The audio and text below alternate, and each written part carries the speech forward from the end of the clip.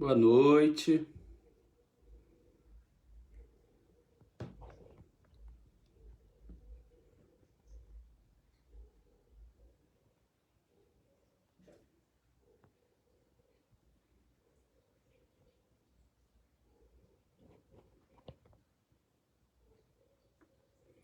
Boa noite, vi que alguém entrou aqui, tô só posicionando aqui o celular pra gente começar nosso estudo. Boa noite, Ernesto, obrigado. Só posicionando aqui o celular. Gente, entrou um minutinho por causa do posicionamento aqui. Tô com medo dele cair. Acho que vai dar tudo certo. Vou botar aqui, ver como é que fica. Eita. Acho que assim vai dar bom, hein?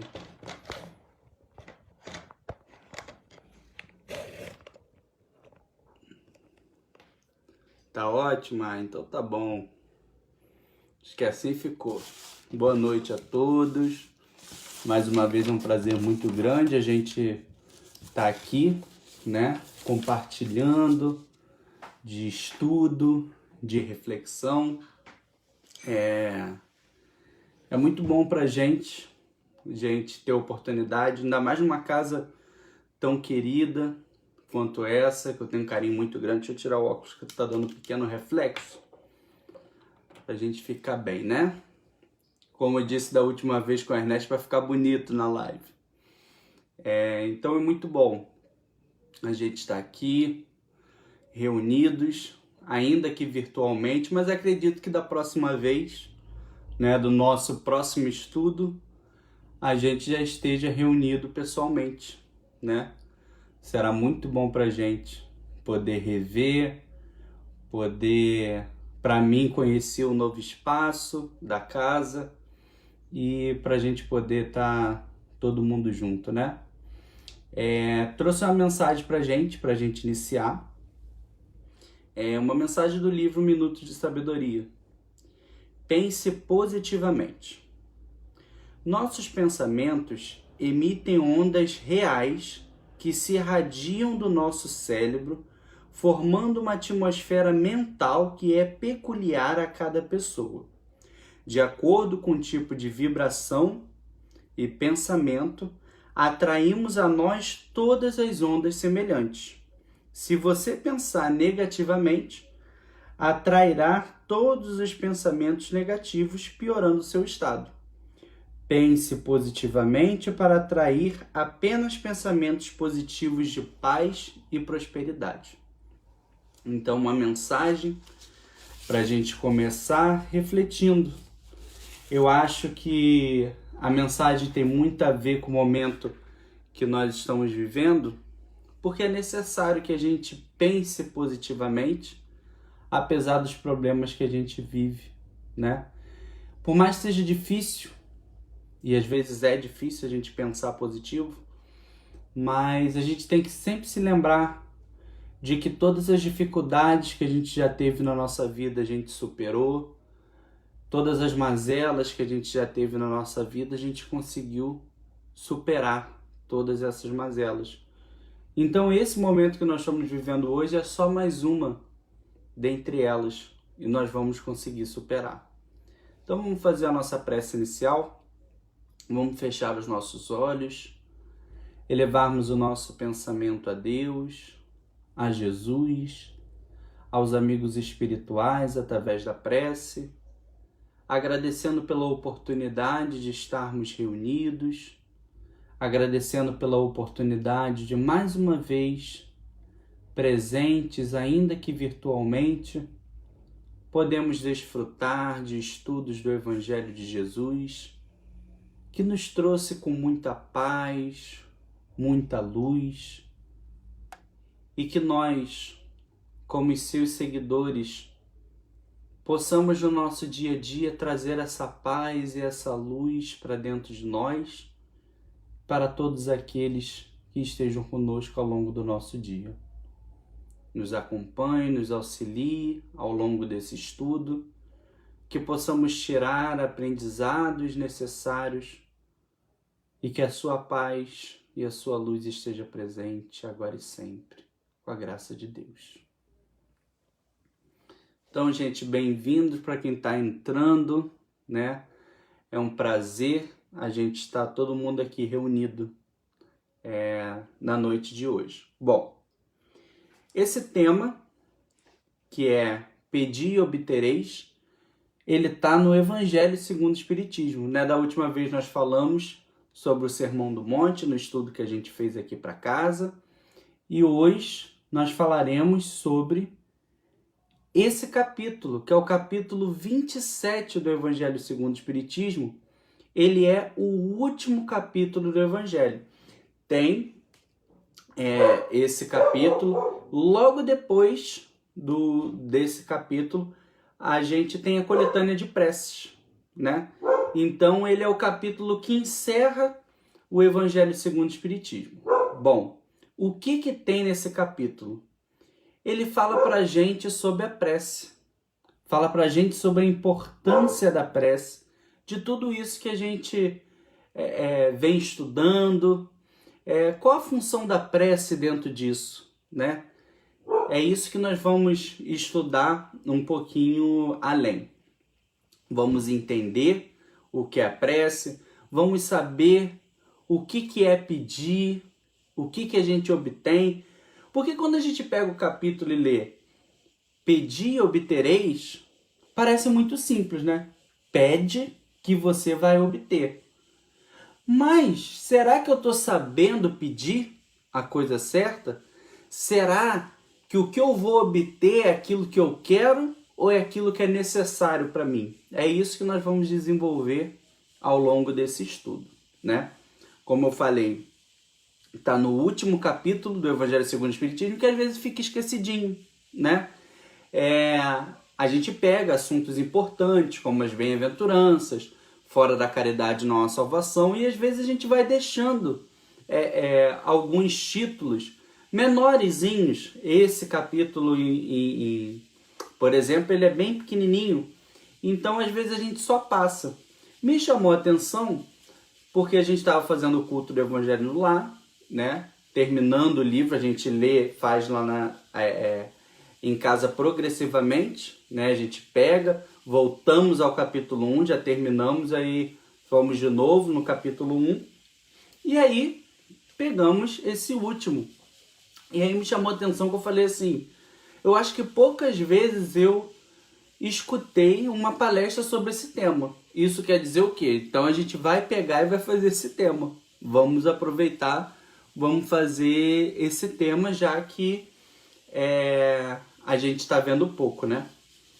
E aí, a importância da prece pra gente refletir um pouquinho. Eu vou pedir só para os companheiros da casa, o Ernesto, e tiver aí, oi Demila, boa noite, para me mandar a questão da hora, porque eu não estou conseguindo ver a hora aqui, senão a gente vai ficar até meia-noite. Não que isso seja problema, a gente pode ficar falando aqui. Mas só para dar um aviso assim, 7h30, 7h40, para mim, para eu ficar ligado e saber a hora da gente terminar. Senão a gente vai avançar, que apesar do capítulo ser pequeno, tem muita coisa para a gente falar. Pensando sobre a prece, né? Uma vez eu pensei o seguinte, será que a gente dá tanta importância assim quando alguém, por exemplo, pede pra gente fazer uma prece? Porque isso tem uma importância muito grande. Às vezes uma pessoa chega pra gente e fala assim, faz uma prece pra mim. Ou então, pede algo por mim, faz uma oração pra mim. E você pensa, não, tranquilo, vou fazer, não, vou botar seu nome no livro de oração, essas coisas todas. A gente não tem ideia do quão isso é importante, do quanta responsabilidade a gente tem quando isso acontece, tá? É uma responsabilidade assim muito grande quando alguém chega para mim e fala assim, faz uma prece por mim. É você representar a pessoa em prece. É muito importante. Uma vez, em uma oportunidade, na época eu morava lá em Niterói, estava na faculdade, e aí, não satisfeito em ter trabalho na Casa Espírita sábado, domingo e Saquarema, eu falava assim, não, o tempo que eu tiver livre em Niterói, eu quero conhecer alguma casa espírita. E aí acabou que montando a minha grade na faculdade, eu tinha livre quarta-feira.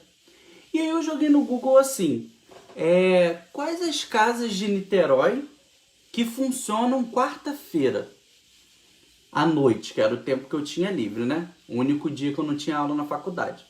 E aí, pesquisando as casas espíritas que funcionavam quarta-feira à noite, eu achei a CEF, lá em Niterói. Não é CF não, é a CEF. Lá em Niterói, que fica lá na Cantareira. Eu morava no centro de Niterói, dava mais ou menos uns 15 minutos andando. Né? Eu falei assim, bacana, uma casa que funciona quarta-feira no horário que eu tô disponível, eu vou lá. E aí, tirei na primeira quarta-feira que eu tive a oportunidade, saí da minha casa, cheguei do trabalho, tomei um banho e falei assim, vou lá assistir palestra.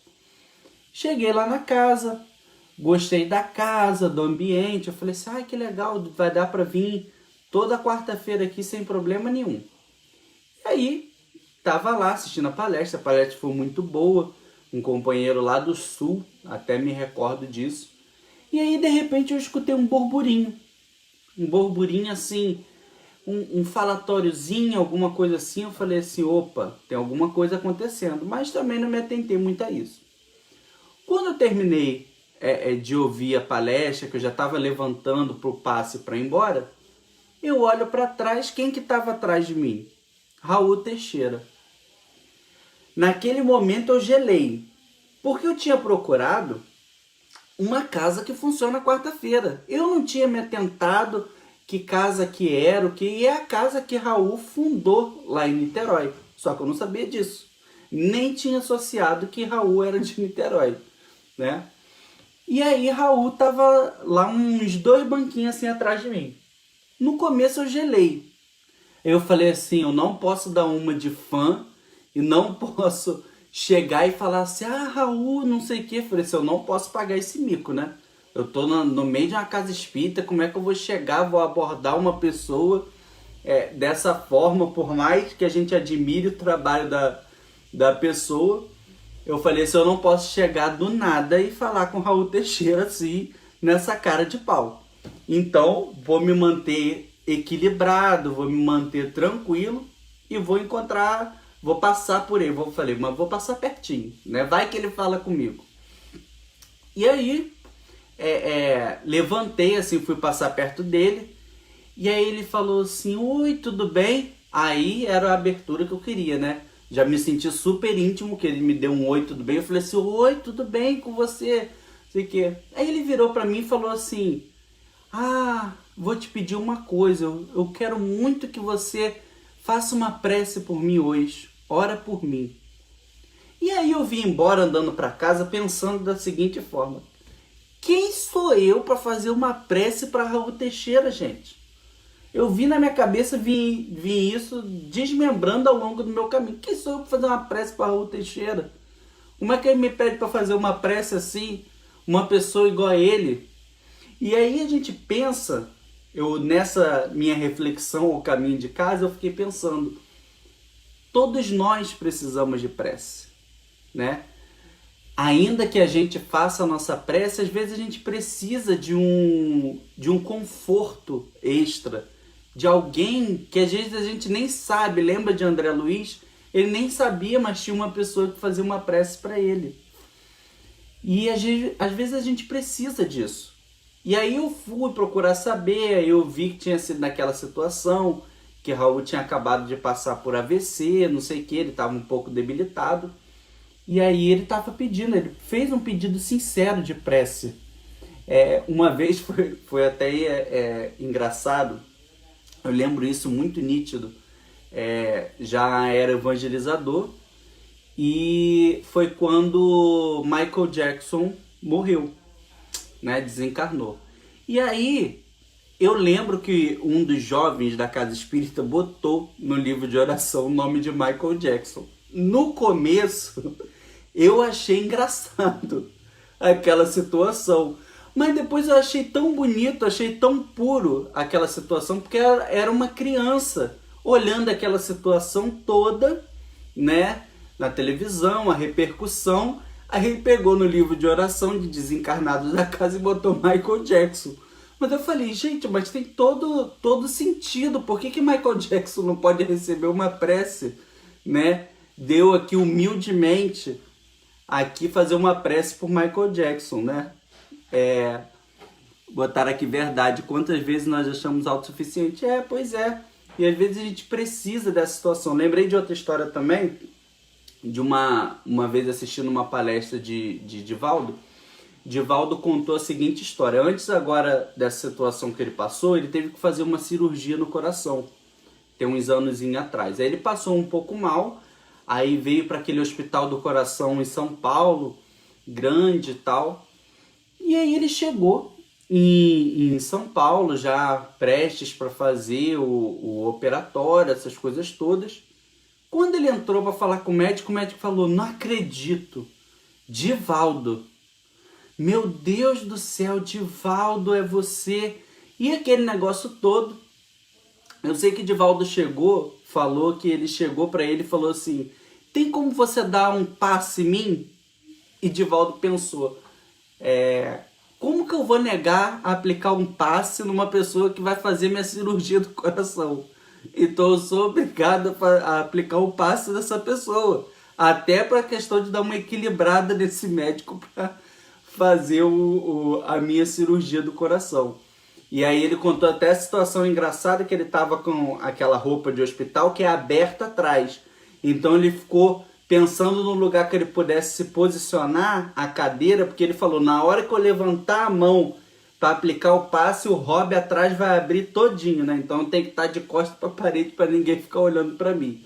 Essas situações que às vezes aparecem. Claro que a gente não vai sair por aí aplicando o passe todo mundo, que a gente não é Divaldo, não tem essa capacidade toda. Mas uma prece a gente pode fazer, e são essas situações que acontecem no nosso dia a dia. Bom, o que é a prece? Muito importante para a gente. E aí a definição de prece é assim: a prece é uma invocação mediante a qual o homem entra pelo pensamento em comunicação com o ser a quem se dirige. Pode ter por um objeto um pedido, um agradecimento ou uma glorificação.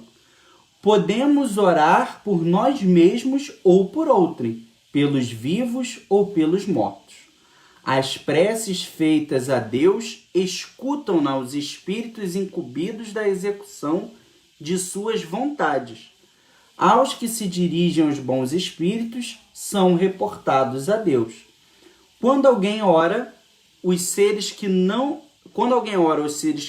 a Deus, falo recorrente a intermediários e intercessores, porquanto nada sucede sem a vontade de Deus. Vamos refletir um pouquinho sobre isso. A prece, como ele diz, é uma invocação mediante a qual o homem entra pelo pensamento em comunicação com o ser que dirige. É o nosso poder do pensamento. A gente, no momento em que a gente está fazendo a prece, a gente se comunica com aquele a quem a gente está dirigindo a prece. E ela pode ter o quê? Qual o objeto da prece? O que eu faço na prece? A prece pode ser um pedido, pode ser um agradecimento, pode ser uma glorificação. Bom, pedido a gente sempre tem muitos pedidos, né? Mas quando o tema traz pra gente, pedir e obtereis, a gente vai ver um pouquinho mais pra frente que o problema é o que a gente pede, né? Não é nada da questão do que a gente vai obter, o problema está no que a gente pede. Um agradecimento. O agradecimento é fundamental. Eu não sei se vocês são assim, mas eu sempre busco, não é de uma forma mecânica não, mas eu sempre busco, quando eu vou fazer uma prece, primeiro eu agradeço, né? Agradeço pelo dia, agradeço pela oportunidade, agradeço por ter acordado, agradeço pelo meu dia inteiro, pela minha semana, por mais o começo de mês, essas coisas. E depois eu vou aos meus pedidos, né? Mas eu vou prestar atenção no que eu vou pedir. né? Nós vamos falar um pouquinho mais para frente. E essa prece, ela, quando é dirigida a Deus, né? Quando a gente faz uma prece dirigida a Deus, há espíritos que são incumbidos de levar, de fazer tudo isso chegar até Deus. É esse nosso pedido, chegar até Deus. É lógico que quando a gente eleva o nosso pensamento, a gente está elevando para Deus. Mas existem espíritos intermediários, né, com a capacidade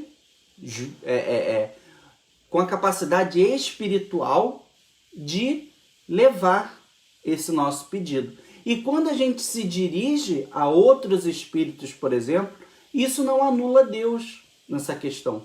Porque nada que acontece no nosso mundo acontece sem a vontade de Deus. É isso que ele deixa claro para a gente.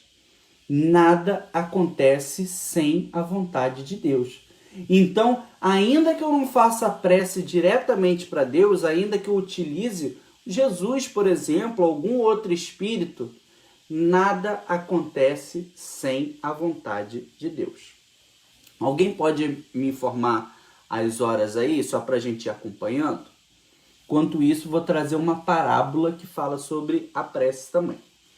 Bom, Jesus traz uma parábola muito bacana para a gente, que eu acredito que a maioria de vocês conhece, mas a gente vai ler aqui para a gente não perder nenhuma palavra dessa parábola, que é muito importante para a gente. 2 homens subiram ao templo para orar. Um era fariseu, publicano o outro. O fariseu, conservando-se de pé, orava assim consigo mesmo: Meu Deus, rendo-vos graças por não ser como os outros homens, que são ladrões, injustos e adúlteros, nem mesmo como esse publicano. Jejuo 2 vezes na semana, dou o dízimo de tudo que possuo. O publicano, ao contrário, conservando-se afastado, não ousava sequer erguer os olhos ao céu, mas batia no peito dizendo: Meu Deus, tem piedade de mim, que sou um pecador. Declaro-vos que este voltou para sua casa justificado e o outro não. Porquanto aquele que se eleva será rebaixado e aquele que se humilha será elevado. Orai, enfim, com humildade como publicano, e não com orgulho como fariseu. Examinai os vossos defeitos, não as vossas qualidades. E se vos comparardes aos outros, procurai o que há em vós de mal. Eu acho fantástico essa parábola, como todas as outras parábolas de Jesus, né? Não tem como a gente classificar as parábolas de Jesus com uma outra forma a não ser fantástico, né? Porque Jesus, através da parábola, utilizava do conhecimento do povo. E aí vamos refletir um pouquinho sobre essa parábola. 2 homens foram até o altar, um era fariseu, o outro publicano. Para a gente trazer um pouquinho para a gente, um tinha grandes poderes aquisitivos, era importante para a sociedade, e o publicano nem tanto. Bom, o fariseu, ele foi até o altar se exaltando, como diz Jesus, falando que ele doa o dízimo, que ele faz isso, que ele faz aquilo, que ele jejua, que ele está sempre na obra, essas coisas todas. Já o publicano, ele, consciente das suas dificuldades, consciente de todas as suas atitudes, ele se junta, né, a si, se ajoelha, faz lá a sua prece, reconhece os seus erros, né, ele se coloca como um pecador e pede perdão por isso. E aí no final, quando Jesus diz que aquele que se eleva será humilhado e aquele que se humilha será exaltado, quando a gente pensa com relação à humilhação, não é aquela humilhação que a gente pensa de da pessoa ter que se rastejar, essas coisas todas. Quando a gente pensa em humilhação, a gente pensa que a pessoa tem que fazer tudo isso. Não. Essa humilhação é do sinônimo com a humildade. É necessário que a gente esteja humilde. Como que eu vou chegar em pensamento, em prece, conversar com Deus, por exemplo, com uma armadura, com esse sentimento de que eu sou melhor do que o outro, ou com um certo tipo de autoridade? Não. Deus conhece o nosso coração. Deus conhece a cada um de nós. Nós temos que ter a consciência disso. É isso que Jesus traz para a gente. A partir do momento que a gente tem esse conhecimento, e é fundamental a gente ter o autoconhecimento dentro disso, a partir do momento que a gente tem esse conhecimento das nossas limitações, a gente entender que a gente ainda é imperfeito, mas buscar a perfeição, que é fundamental para a gente, é isso. É a gente compreender as nossas dificuldades, os nossos defeitos, mas buscar melhorar. É isso que quer. Não quer que a gente seja perfeito de uma hora para outra, porque ninguém é perfeito de uma hora para outra. Eu não vou chegar na casa espírita e no outro dia me tornar espírito de luz. Eu ainda vou passar por muitas dificuldades.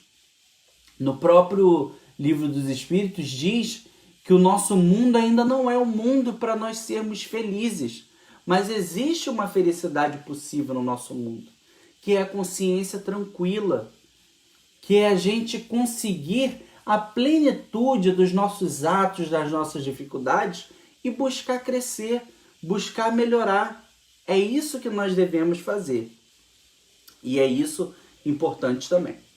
E aí tem outro trecho que Jesus traz para a gente que é fundamental para a gente entender com relação à prece também. Diz assim: quando orardes, não vos assemelheis aos hipócritas, que afetadamente oram de pé nas sinagogas e nos cantos de ruas para serem vistos pelos homens. Digo-vos em verdade que eles já receberam a sua recompensa. Quando quiserdes orar, entrai para o vosso quarto e, fechada a porta, orai a vosso Pai em secreto. E vosso Pai, que vê o que passa em secreto, vos dará a recompensa. Não cuideis de pedir muito nas vossas preces, quando fazem os pagões, aos quais imaginam que pela multiplicidade das palavras é que serão atendidos. Não vos torneis semelhantes a eles, porque vosso Pai sabe que tendes necessidade antes mesmo que lhe peças.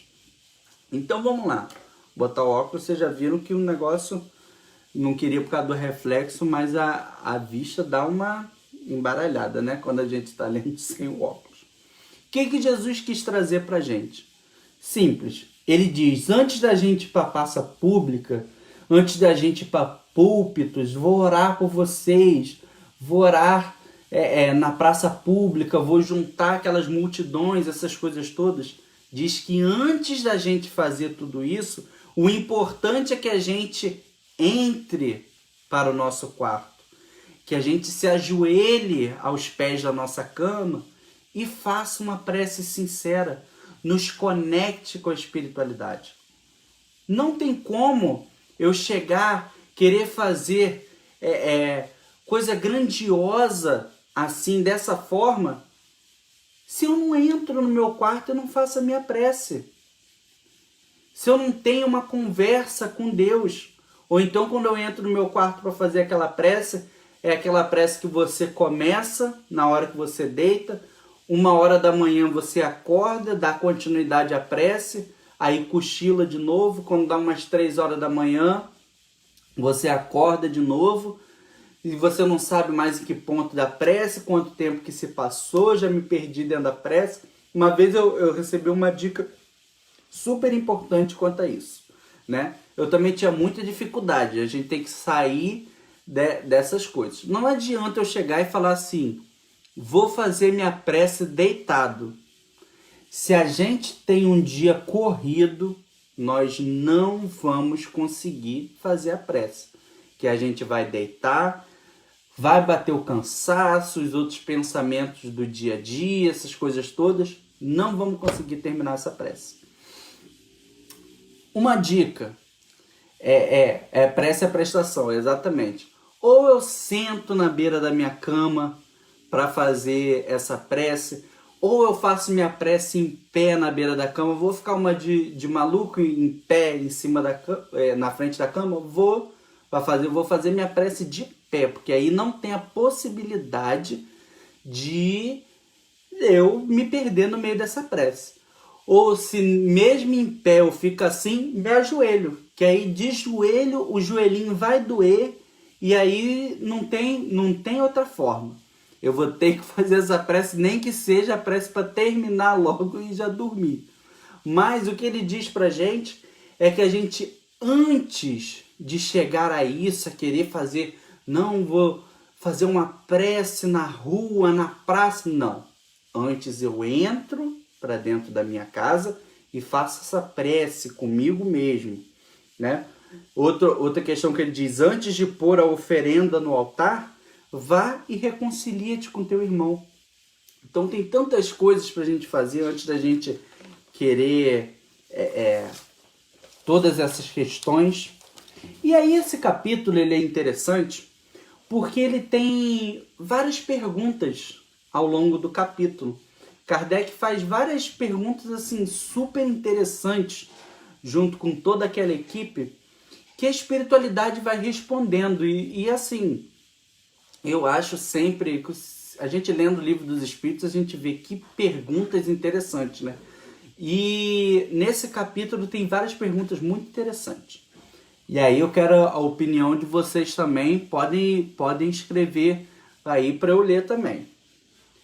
Uma pergunta que Kardec faz é: se Deus conhece todas as nossas necessidades, por que orar então? A gente já parou para pensar nisso? Se Deus sabe de todas as minhas necessidades, tudo aquilo que eu preciso, por que eu vou orar? Qual o objetivo disso? Qual o objetivo da oração se Deus já conhece tudo que eu preciso? Será que a gente sabe isso? Pode escrever aí quem quiser escrever, porque é uma pergunta interessante. E aí ele faz uma outra pergunta assim: vivemos sobre as leis naturais e imutáveis, e tudo no universo está encadeado. Nossas súplicas, então, não poderiam mudar essas leis? Ou seja, nós vivemos sob leis naturais. Nós sabemos que vivemos sob leis naturais e imutáveis.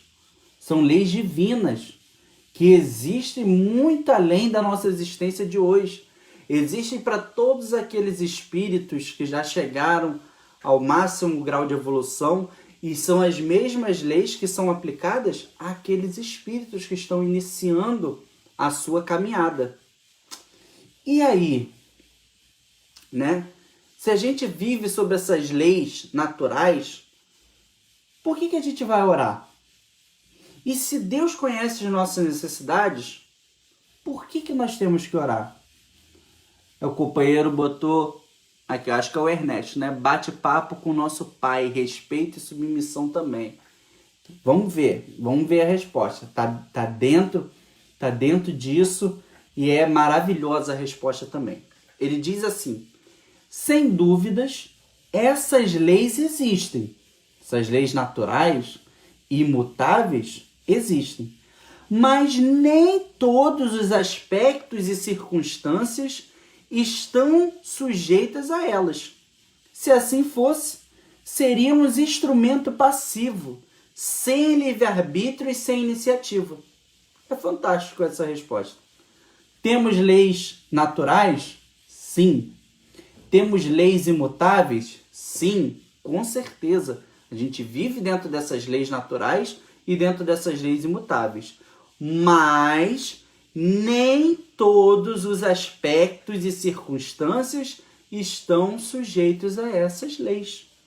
Ele diz que se fosse assim, nós seríamos apenas instrumento passivo.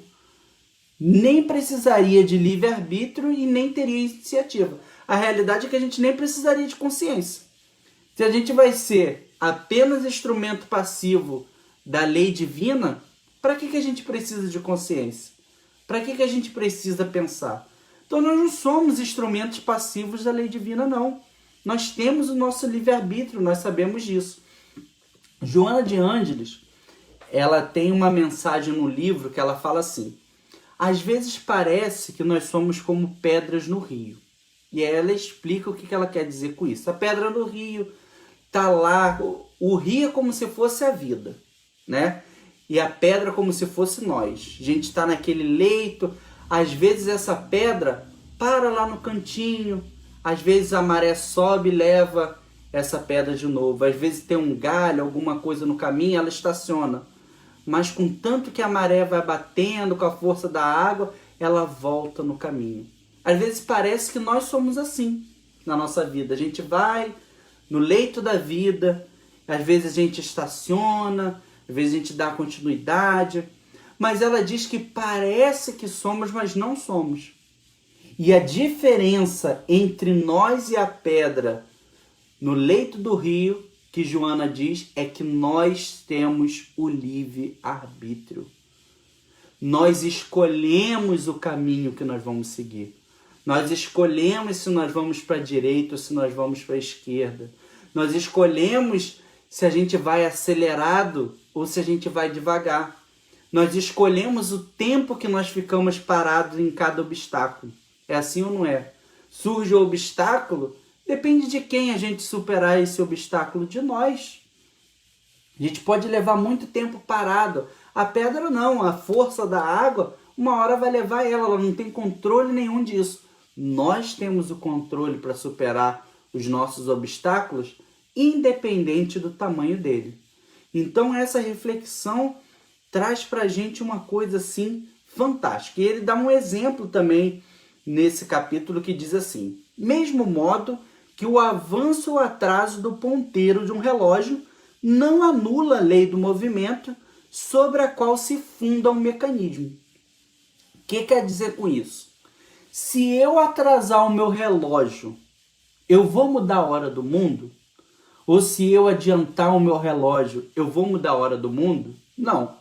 Eu vou chegar atrasado ou vou chegar adiantado porque eu fiz uma hora para mim.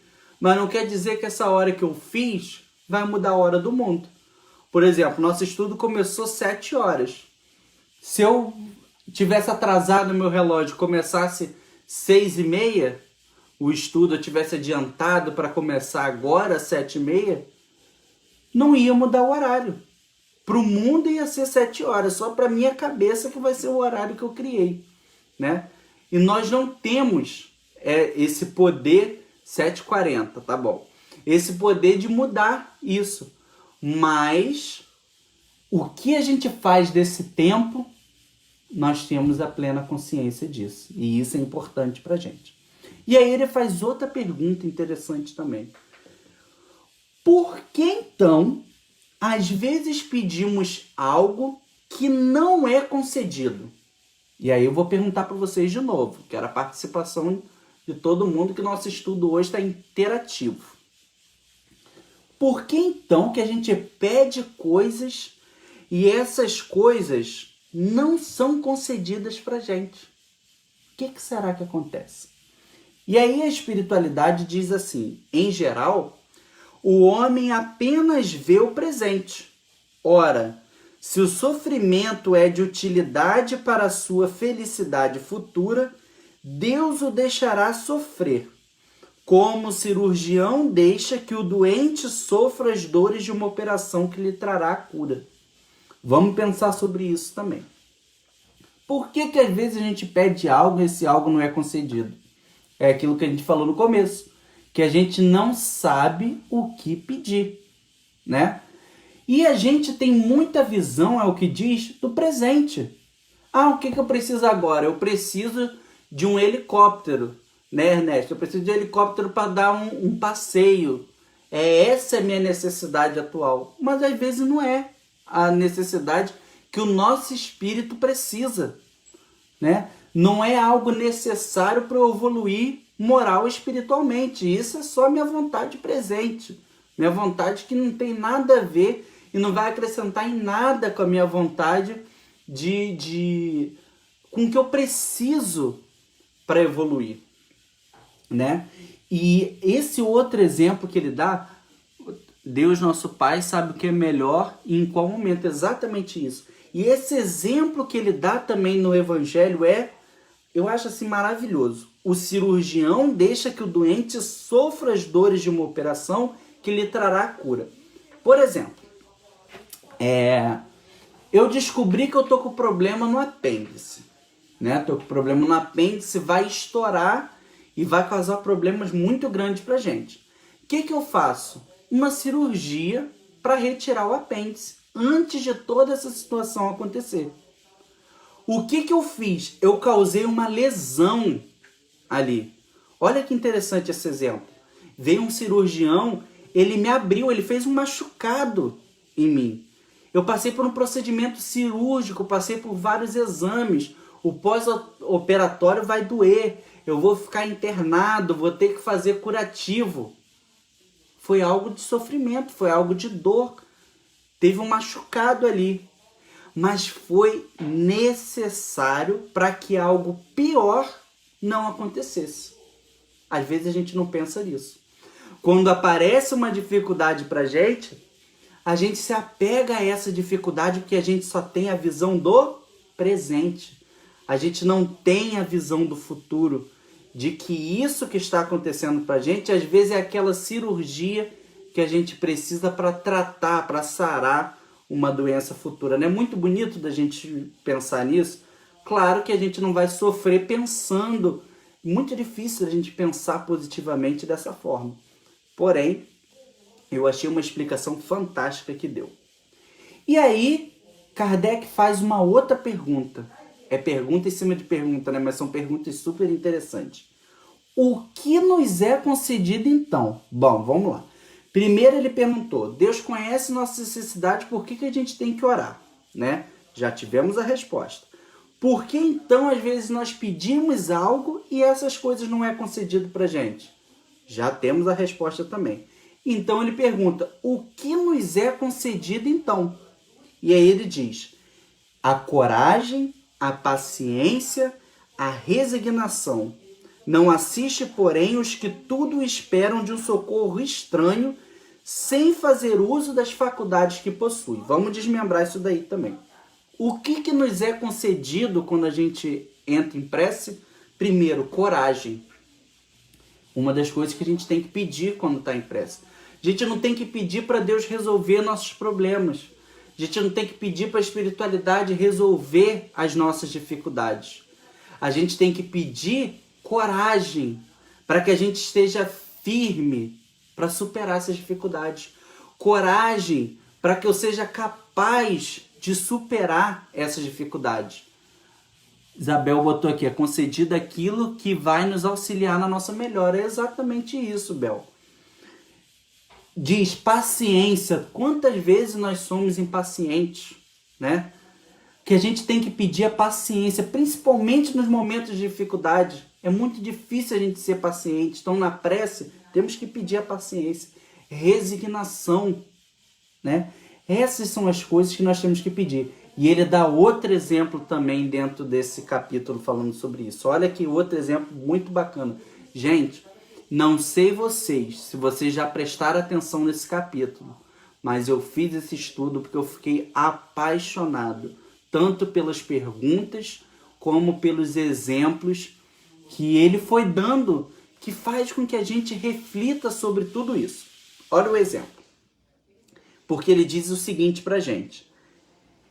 Tudo isso que ele concede pra gente, que a gente pede e é concedido fazendo uso das faculdades que a gente possui. E aí ele dá o exemplo seguinte. Um homem se acha perdido no deserto. A sede o martiriza horrivelmente. Desfalecido, cai por terra. Pede a Deus que o assista e espera. nenhum anjo lhe virá dar o de beber. Vamos por parte. Um homem está lá perdido no deserto, morrendo de sede, já não aguenta mais, cai. E aí ele clama a Deus. Deus, me ajuda. Eu estou com muita sede.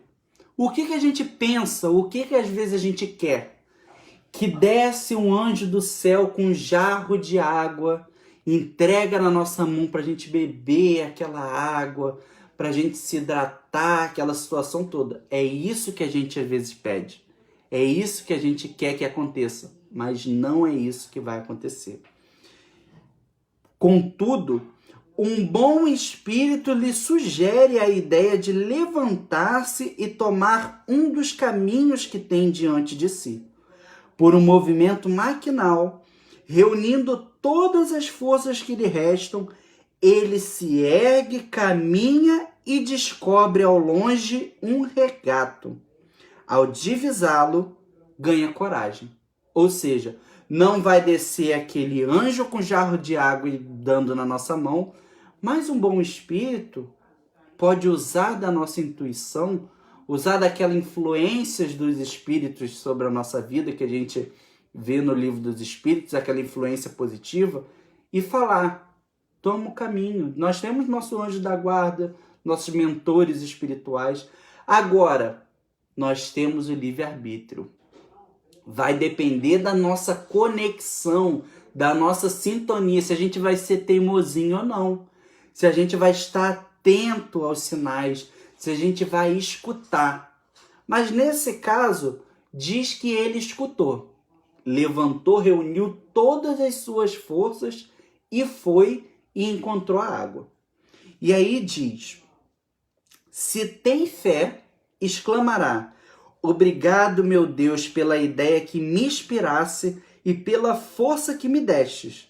Se falta fé, exclamará. Vamos por parte, antes da gente chegar aí. Se é uma pessoa de fé, é uma pessoa que conhece, acredita que no nosso Deus grandioso, nosso Deus justo, na espiritualidade amiga, ele vai falar o quê? Obrigado, meu Deus, por me inspirar. Obrigado por essa oportunidade. Porém, se é uma pessoa que não tem fé, diz assim, que boa ideia tive. Que sorte a minha tomar um caminho da direita ao invés da esquerda. O acaso às vezes nos serve admiravelmente. É aquela pessoa do orgulho, do egoísmo, da vaidade, que vai falar, nossa, que boa ideia que eu tive, eu sou genial mesmo. Eu parei aqui com sede, mas eu falei, eu vou levantar e vou tomar esse caminho que eu vou achar água. E achei, eu sou um gênio. E diz ainda, nosso acaso é maravilhoso, né? Eu alcancei, a gente se exaltando, né? Tudo isso fruto do nosso orgulho, da nossa vaidade que a gente tem muito presente. Ainda diz assim, quando me felicito pela minha coragem, quanto me felicito pela minha coragem por não ter me deixado abater, ainda fala assim, eu não me deixei abater, eu sou muito corajoso. Se fosse outra pessoa, eu ficaria ali, mas eu não. Eu levantei. Então a pessoa ela tá ali só se exaltando, só colocando nas custas dela, né? E diz ainda o seguinte, mas dirão então pra gente, por que o bom espírito não lhe dissesse claramente, segue esse caminho que encontrarás o que necessita? Por que um bom espírito, então, não se materializa na nossa frente e fala assim, toma, meu filho, o caminho da direita, porque é lá que você vai encontrar água. E aí a resposta vem, porque não se lhe mostrou para... continua. Porque não se lhe mostrou para guiar o sustento no seu desfalecimento. Dessa maneira, tê-lo-ia convencido da intervenção da providência. Primeiramente, para ensinar que cada um deve ajudar-se a si mesmo e para fazê-lo uso de suas forças. Depois, pela incerteza, Deus põe à prova a confiança que nele deposita a criatura e a submissão dessa vontade. Ou seja, por que não aparece então simplesmente um espírito e fala, toma esse caminho? Primeiro, o que vai fazer, vai tomar a providência, né? Vai ultrapassar todo esse mecanismo que a gente tem do livre-arbítrio, que seria muito fácil para a gente. Em todas as questões, a gente ter as respostas certas, né? Primeiro, vai ensinar fazendo com que não aquele espírito não vai nos carregar até a água. A gente vai ajudar a nós mesmos, percebendo aqui o que o espírito falou, utilizando do nosso livre-arbítrio para isso. E depois, pela incerteza, Deus põe a prova que nele deposita, ou seja, a nossa confiança em Deus. Será que a gente confia realmente em Deus? Ou será, não, eu faço a prece, essas coisas todas, mas no momento de dificuldade, eu não confio tanto assim em Deus. Eu não acho que Deus vai me ajudar, eu sou por mim mesmo e a situação. Isso cabe à nossa reflexão também. Alguém bota a hora para mim, por favor. 7 minutos, tá bom. Diz assim, foi na hora, viu? A gente tá muito bem ensaiadinho, Ernesto. Tô achando. E ele faz outra pergunta. Como funciona o mecanismo da prece? Né? Outra pergunta dentro desse assunto. E aí, é algo assim bastante complexo para grupo de estudo, mas a gente vai dar só uma passadinha para a gente entender. Diz o seguinte, fluido universal ocupa todo o espaço. Todos os seres encarnados e desencarnados, tal qual nos achamos nesse mundo dentro da atmosfera. Ele é o veículo do pensamento como o ar é o do som, com a diferença de que as vibrações do ar são circunscritas, ao passo que o do fluido universal se estende ao infinito. Dirigido, pois, o pensamento para sem qualquer na Terra ou no espaço, de encarnado para desencarnado ou vice-versa. Uma corrente fluídica se estabelece entre um e outro, transmitindo de um ao outro o pensamento como o ar transmite o som. Como que eu faço a prece? É essa pergunta que faz. Como que funciona o mecanismo da prece? Né? Tudo a gente quer saber o mecanismo. Por exemplo, já abriram um relógio para saber como que funciona? Tudo, uma televisão, como que aquela imagenzinha chega para a gente aqui? Essa pergunta que Kardec faz. Como que é o mecanismo da prece? E aí os espíritos dizem, o fluido universal, né, existe em toda a matéria. Nós somos feitos de fluido universal. Os espíritos encarnados, desencarnados, a matéria, a nossa mesa, a nossa parede, o nosso planeta, o ar, tudo isso é o fluido cósmico universal.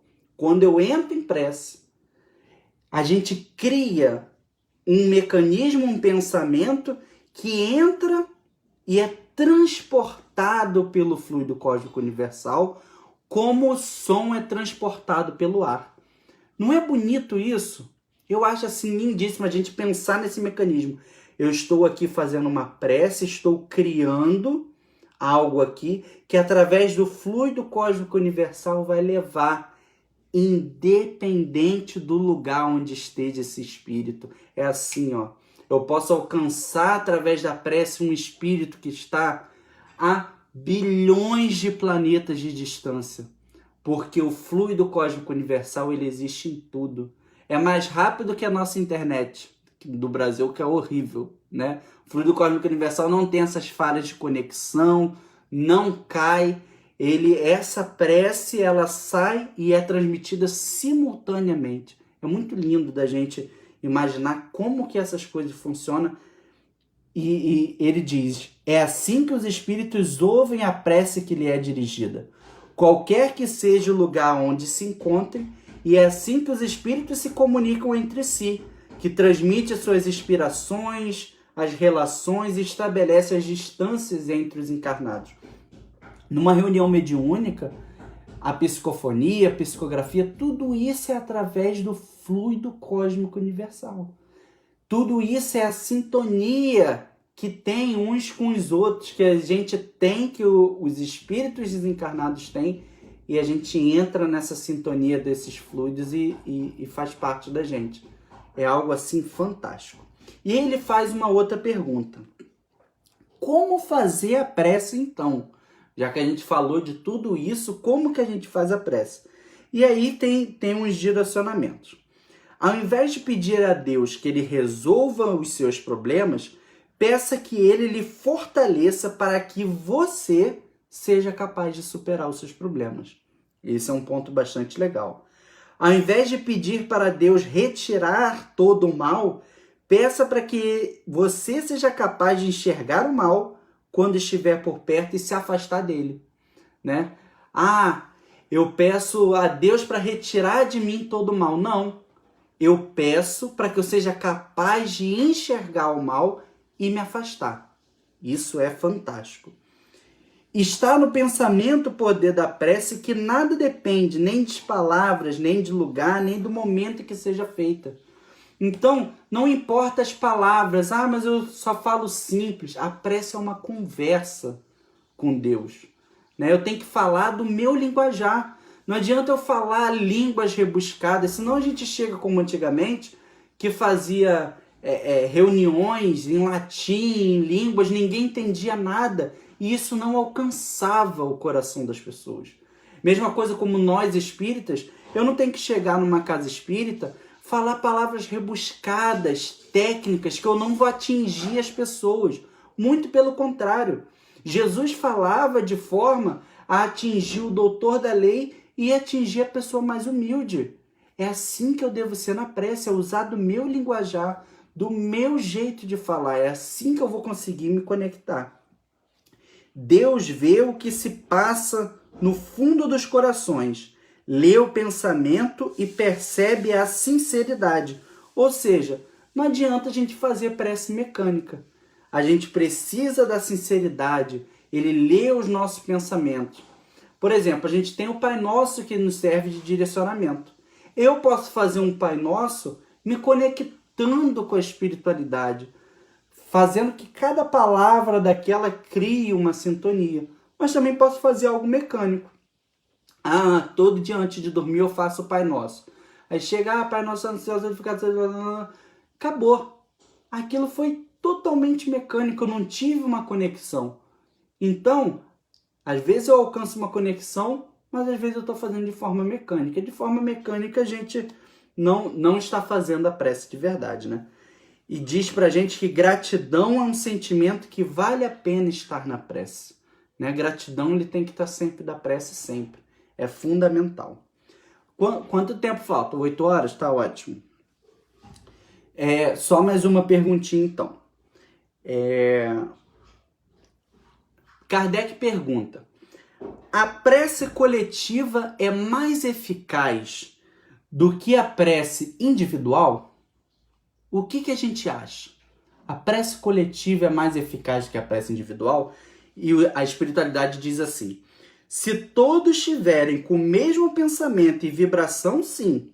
100 pessoas juntas podem orar como egoístas, enquanto 2 ou 3, ligadas por uma mesma aspiração, orarão quais verdadeiros irmãos em Deus.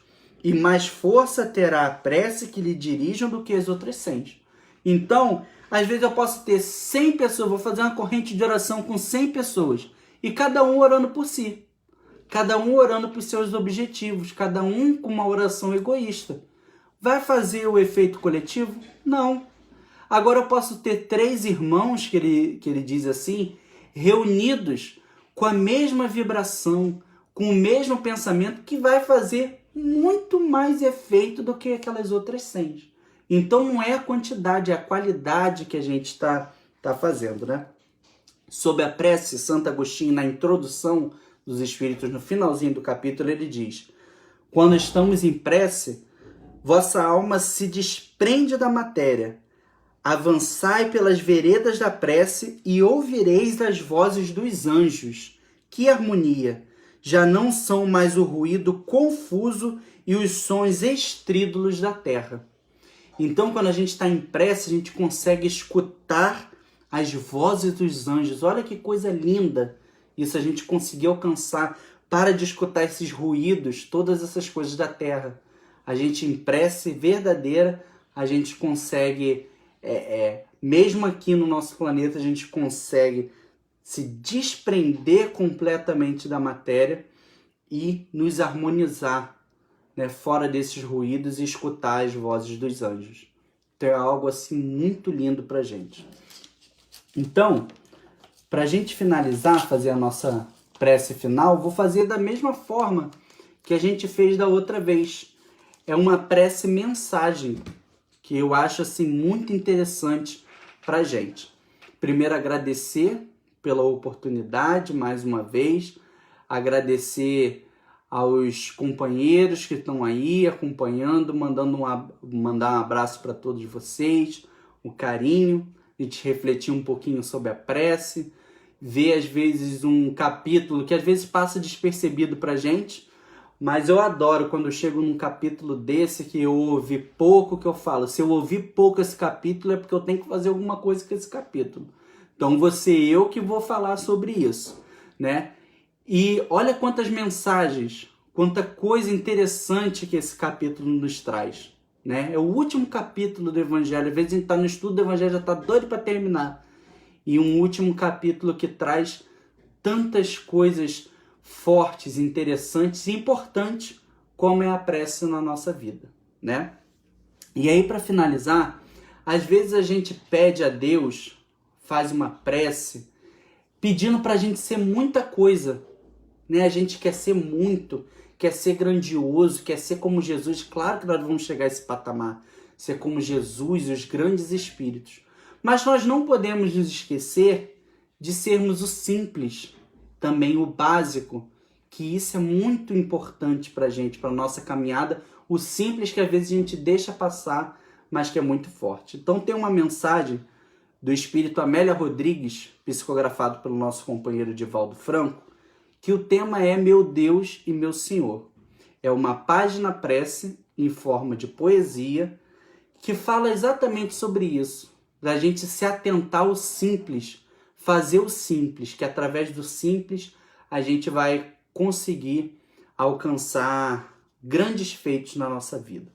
E é assim: Meu Deus e meu Senhor, enquanto lá fora o desespero caminha e a amargura dizima, eu quero lhe oferecer o banquete do amor. Eu gostaria, Senhor, de ser como uma chuva generosa que caísse na terra seca e deixasse verde o chão. Mas como eu não conseguirei, então eu lhe pedirei para ser um copo de água fria, matando a sede e a agonia de quem anda na desesperação. Eu gostaria de ser como uma via-láctea de estrelas, para que todas as noites da terra fossem mais belas. Mas, como eu não conseguirei, então eu lhe pedirei para ser um vagalume na noite escura, iluminando a amargura de quem anda na escuridão. Eu gostaria de ser um jardim de flores, de todas as cores, para embelezar a terra. Mas na dor que minha alma encerra, se eu não puder ser um jardim, deixa-me ser uma rosa solitária, no alto da montanha, colocando beleza no painel sobre a natureza. Eu gostaria de ser uma montanha enorme que levasse a criatura inteira ao seu nobre pico. Nunca lograrei, então eu te rogarei para ser uma pedra, pavimentando o chão por onde marcha o herói na conquista. Eu gostaria de ser como uma escada que leva o vencedor ao seu fanal. Mas, se eu não puder, aqui estou, Senhor, para ser o primeiro degrau. Eu gostaria de ser um trigal maduro para repletar de pão a mesa da humanidade. Mas é demasiado para mim. Então eu te peço para ser um grão caindo no chão, me multiplique no milhão e transforme em pão para a sociedade. Eu gostaria de ser um pomar de frutos maduros para atender à fome da criatura em agonia. Mas eu te venho pedir para ser uma árvore com galhos, projetando sombra na estrada, para alguém, quando passar de mansinho pelo caminho, eu possa dizer: olá, amigo. E se ele voltar para trás e me inquirir: o que é isso? Eu possa lhe contestar: dá-me tua mão, sou teu amigo, irei contigo. E lado a lado eu posso dizer, Senhor, eu gostaria de ser artista, esteta, trovador, cantor, musicista, orador, para falar da magia e da beleza da sua glória. Mas como nada sou, me falta o verbo, me falta a mestria, e então eu peço, Senhor, para ser o companheiro da criatura deserdada, que segue caminhando na estrada da alucinação, e dando-lhe a mão de sustento, lhe dizer, sou teu irmão, estou contigo. Obrigado, Senhor, porque nasci. Obrigado porque creio em ti. Pelo seu amor, obrigado, Senhor. Então que a paz, o amor do nosso Mestre, nosso Deus, nossos amigos espirituais, nossos mentores, os benfeitores da casa, possam estar conosco. Que a gente possa, no nosso dia a dia, fazer o simples. Se a gente não puder ser muito, que a gente seja o simples, o básico. Porque às vezes o que as pessoas precisam é dessa simplicidade. São das coisas básicas. Que eu abrace o mundo, mas conforme as minhas mãos. E que eu me lembre sempre de agradecer a Deus, que é fundamental. Agradecer porque nasci, agradecer por crer e agradecer pelo amor de Deus, que está conosco sempre. E nós vemos o amor de Deus em todos os momentos da nossa vida, no nosso dia a dia. A gente sempre vê e sente o amor de Deus. Então, com esse amor de Deus, do nosso Mestre, dos nossos amigos espirituais, esteja conosco agora e sempre. Agradeço mais uma vez a oportunidade, um prazer muito grande e espero, vibrando muito positivamente, que o nosso próximo estudo estejamos reunidos, que a gente possa se ver pessoalmente, talvez não abraçar, mas que a gente possa estar na nossa presença, que a gente possa estar uns com os outros e poder transmitir essas energias muito boas. Então agradeço a todos, fiquem com Deus e até a próxima oportunidade.